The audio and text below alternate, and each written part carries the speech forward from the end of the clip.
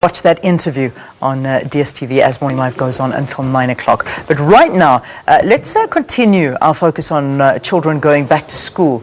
And activists say parents should also put their safety into consideration, whether it be fetching your child from school on time or always being aware of their whereabouts before or after school. Parents and guardians need to be well informed. The 2012 report by the South African Police Service shows that children face a substantial amount of violent experiences in their lives. Over 50,000 cases of violent crimes against them were reported in that year alone. To tell us more about how to ensure that your child is safe, Vincentia is from Women and Men Against Child Abuse, and she is in studio. Vincentia, thank you very much for being with us and welcome to Morning Live. Thank you for having me. How important is it that parents and guardians think about these issues? I mean, is it at the top of our minds? In reality is that, a lot of parents don't think about it until it happens. And we need to acknowledge that, our children are not safe in the country, across all social, economic groups. And parents need to take these issues into consideration and take safety very important. And how do they do that? This is a discussion that we need to be having with parents. It's a discussion that we need to be having with caregivers on how to ensure safety for their children. Yeah, no doubt, because, violent crimes against children is unacceptable in any form. But, we specifically speaking about before school, after school, how is the situation with that?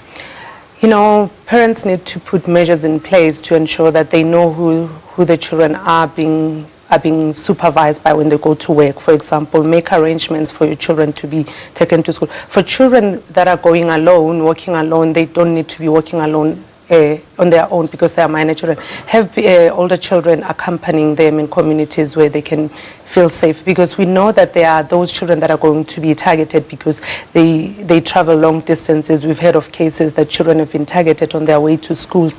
So we also need the buy-in of our community policing forum to say, play a part in this, be around, just ensure that you are there in groups to ensure that our children are being safe. After school as well, to say that your child need not to be waiting a long period for you as a parent to come and fetch them, because, with people that are preying on children, they look for these vulnerable children because they're always there on guard to say which child can they target. So parents need to be very vigilant in terms of their children whereabouts at all times. Yeah, that I imagine is a huge problem. You've got parents that are working as well, and that that can't necessarily be there to pick up their kids and rely on catching buses or taxis home and things like this. And this, perhaps, is what you're saying, makes them even more vulnerable. Yes, it makes them very vulnerable. But the other thing that will assist with parents is that they need to be communicating with their children, need to discuss with children, need to find out, when you speak to your children every day, ask them,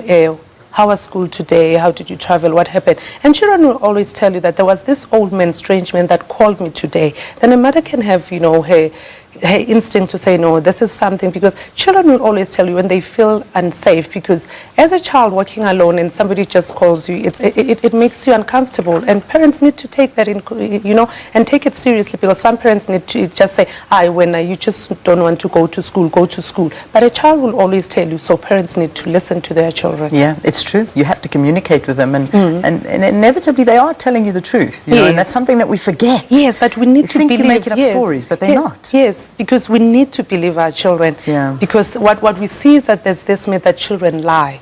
And parents just say, this child has got something. But if you feel that, for example, if you feel that your child is lying, maybe there's a reason that she's lying, don't you think? So you need to go to the bottom of it and actually find out, why is my child saying this? But we tend to be forgetting sometimes as parents that because we are so busy with our work, with our responsibility, and being mothers, being professional, being employees to somebody, being wives to people, but we forget that we also parents to our children, and that children are more vulnerable than any other person. I also think that, in terms of, I imagine knowing the company they keep, that as a parent is also a massive responsibility. Know their friends' parents. Is this perhaps another way of protecting your children? Yes, when you know where your child is and you know who's talking to your child, so then you can have an idea of what is exactly happening in your child's life. For example, if you sort of not know who your child is chatting with on their cell phones, there are things that somebody else, your child's friend might be telling your child something else. So as a parent, you need to be actively involved in your child's activities, because we know that even teachers at school do abuse our children. Yeah. We know that sports coaches do abuse our children. We know that pastors do. But if you don't communicate with your child and make sure and find out who's your child, being involved with, and if there's a character that you don't understand in your child, so it's easier for a parent to be, to be proactive in preventing, possible abuse, and acknowledging that sometimes as parents that we're not always going to protect our children. That's the reality of it. Yeah, unfortunately it is. But I just think there's a little bit of advice, and perhaps it's logic to you, but it's maybe logic that you need to hear. You have to be actively involved in your children's lives just to protect them. And I think that's what the important message is here.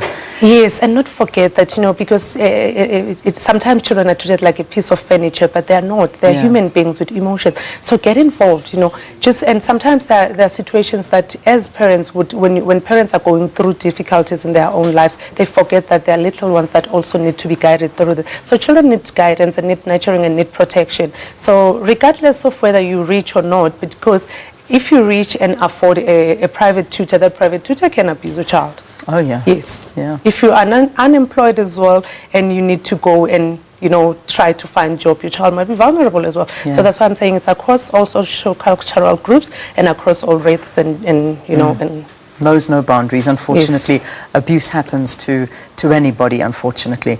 Vincentia Ngobeza, thank you so much for talking to us from Women and Men Against Child Abuse, just preparing us for going back to school and just getting involved in protecting our children as they make their way out into this big, bad world, as one can call it. Right, let's take a